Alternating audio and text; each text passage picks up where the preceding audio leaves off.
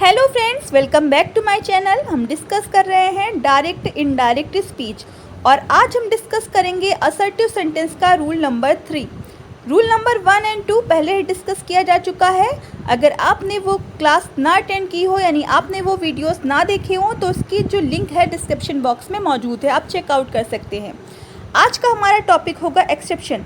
Exception मतलब अपवाद, यानी कुछ कंडीशंस ऐसी होती हैं जिसमें रिपोर्टिंग वर्ब पास्ट में होते हुए भी यानी सेड या सेड टू होने पर भी रिपोर्टेड स्पीच के वर्ब के टेंस में कोई चेंजेस नहीं होते हैं।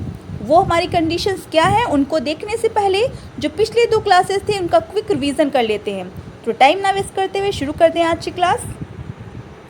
रूल नंबर 1 आपको बताया गया था कि यदि रिपोर्टिंग वर्ब हमारी प्रेजेंट टेंस में है या किस टेंस में है, फ्यूचर टेंस में है, यानी प्रेजेंट टेंस में है या फ्यूचर टेंस में है, तो रिपोर्टेड स्पीच के वर्ब के टेंस में कोई चेंजेस नहीं होते हैं।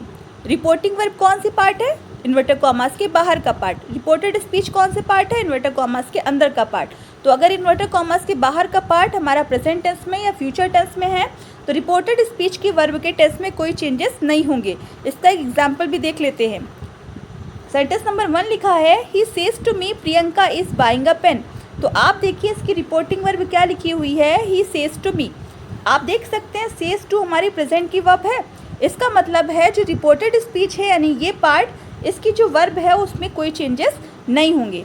इस सेंटेंस से कुछ इस तरह से बनाया जाएगा, he says to me, says to बदल जाएगा टेल्स में, क्योंकि आप देख सकते हैं जो हमारा सेज टू है उसका ऑब्जेक्ट मी दिया गया है, इसलिए सेज टू बदल गया है मी में। असर्टिव सेंटेंस से सब्जेक्ट ही शुरू हुआ है, इसलिए कंजक्शन क्या लगेगा? दैट लगेगा। किसी का नाम तो हम चेंज नहीं कर सकते, प्रियंका है तो प्रियंका ही लिखा जाएगा, प्रियंका लिख लेंगे। उसके बाद हमें क्या करना है, जो वर्ब है उसको हम चेंज नहीं करेंगे। क्यों नहीं चेंज कर रहे हैं? क्योंकि हमारी रिपोर्टिंग वर्ब किस टेंस में है? प्रेजेंट में है, इसलिए इसको इस रहने देंगे और कोई भी चेंजेस नहीं होंगे। यानी कि अगर रिपोर्टिंग वर्ब हमारी प्रेजेंट टेंस में या फ्यूचर टेंस में होती है तो रिपोर्टेड स्पीच के वर्ब के टेंस में कोई चेंजेस नहीं होते हैं। उसके बाद अगला देखते हैं रूल नंबर 2। रूल नंबर 2 बताया गया था, यदि रिपोर्टिंग वर्ब पास्ट टेंस में है तो रिपोर्टेड स्पीच के वर्ब के टेंस में परिवर्तन होगा। कैसे होगा वो आपको कल की वीडियो में बताया गया था, इसका हम एग्जाम्पल देख लेते हैं। सेंटेंस नंबर 2 दिया है, she said to me Deepika will learn her lesson. तो आप देख सकते हैं यहाँ पे रिपोर्टिंग वर्ब किस टेंस में आई है? पास्ट टेंस में है ना, सेड दिखाई दे रहा है। इसका मतलब है जो हमारा सेड है वो बदल जाएगा, सेड टू टोल्ड में बदल जाएगा, शी टोल्ड मी।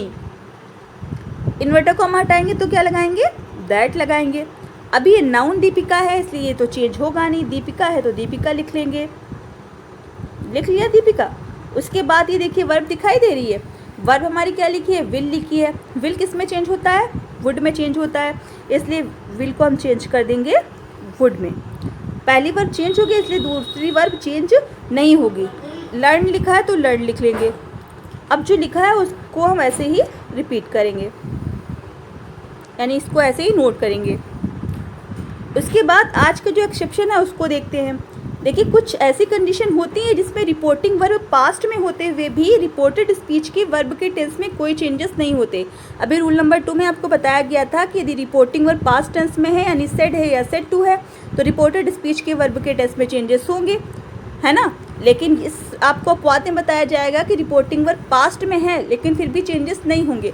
कौन सी कंडीशन होंगी? चलिए उन कंडीशन को देखते हैं। कंडीशन नंबर 1 है, अगर कोई सेंटेंस हमारा जो लिखा है उसमें कोई यूनिवर्सल बात बताई जा रही हो, यानी यूनिवर्सल ट्रुथ बताया जा रहा हो। यूनिवर्सल ट्रुथ क्या होता है? हमेशा सच रहने वाली बात। इसको एग्जाम्पल के जरिए देखेंगे तो आप आसानी से समझ लेंगे। एग्जाम्पल नंबर 1 लिखा हुआ है, Avnish said to Sandarbh the sun is bigger than the moon. Avnish ने संदर्भ से कहा सूरज चांद से बड़ा है। तो ये बात जो कही जा रही है सूरज चांद से बड़ा है, ये बात सच है ना, यानी इसमें हमारे यूनिवर्सल ट्रुथ बताया जा रहा है। अगर यूनिवर्सल ट्रुथ बताया जा रहा है तो इसमें कोई चेंजेस नहीं होंगे, यानी कि जो रिपोर्टेड स्पीच की वर्ब है वो चेंज नहीं होगी। यानी इस सेंटेंस को हम कुछ इस तरह से बनाएंगे। सबसे पहले लिखेंगे अवनीश। आप देख सकते हैं आप कि इसमें सेड टू आया है, सेड टू आया इसलिए हमारा सेड टू बदल जाएगा टोल्ड में। अब हमारा जो ऑब्जेक्ट दिया है हम उसे लिख लेंगे, संदर्भ है तो संदर्भ लिख लेंगे, लिख लिया। अभी हमें क्योंकि सेंटेंस हमारा असर्टिव है इसलिए कंजक्शन क्या लगेगा? दैट लगेगा।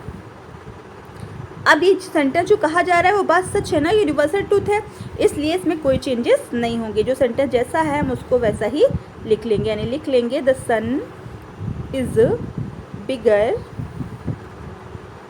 Then the moon. इसके आगे एग्जाम आपको कंडीशन नंबर 2 बताते हैं।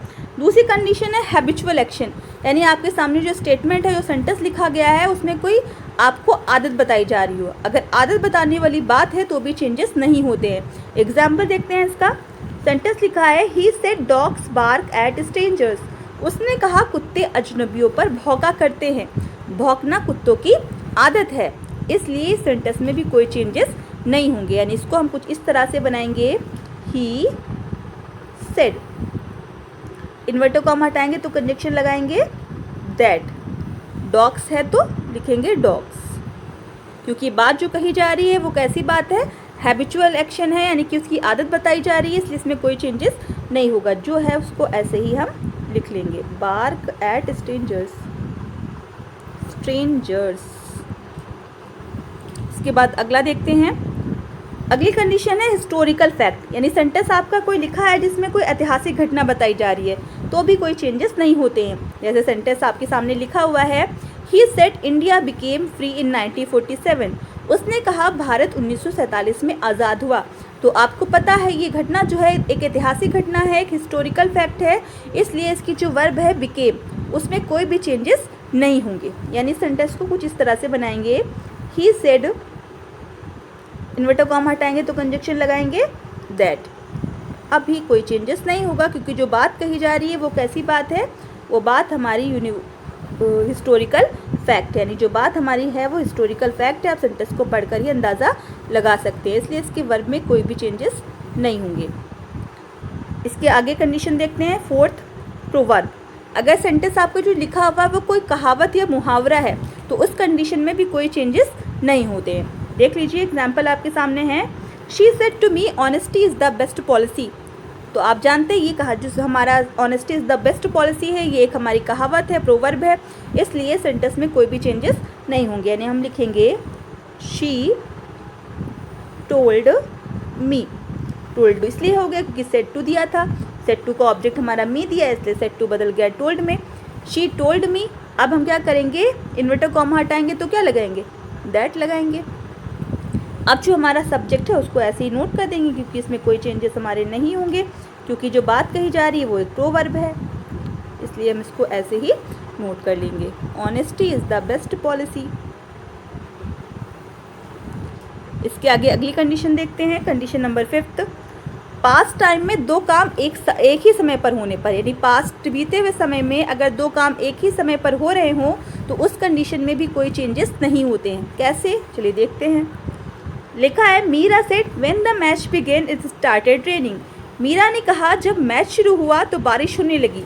आप देख सकते हैं कि मैच का होना और बारिश का होना, ये दोनों पास्ट टाइम में दोनों घटनाएं साथ साथ हो रही हैं ना, इसलिए इसमें भी कोई चेंजेस नहीं होंगे। यानी सेंटेंस को कुछ इस तरह से बनाया जाएगा। सबसे पहले जो सब्जेक्ट है वो लिख लेंगे, वर्ब लिखेंगे, अपनी कंजक्शन क्या लगाएंगे, दैट लगाएंगे। अब इस सेंटेंस में कोई भी चेंजेस हम नहीं करेंगे, क्योंकि काम जो है पास्ट में हुआ है और पास्ट में होने पर ही काम में दोनों काम साथ साथ हो रहे हैं। तो आपने देखा इस तरह से 5 कंडीशन में रिपोर्टिंग वर्ब पास्ट में होते हुए भी रिपोर्टेड स्पीच के वर्ब के टेंस में कोई चेंजेस नहीं होते हैं। वो कौन से 5 कंडीशन है?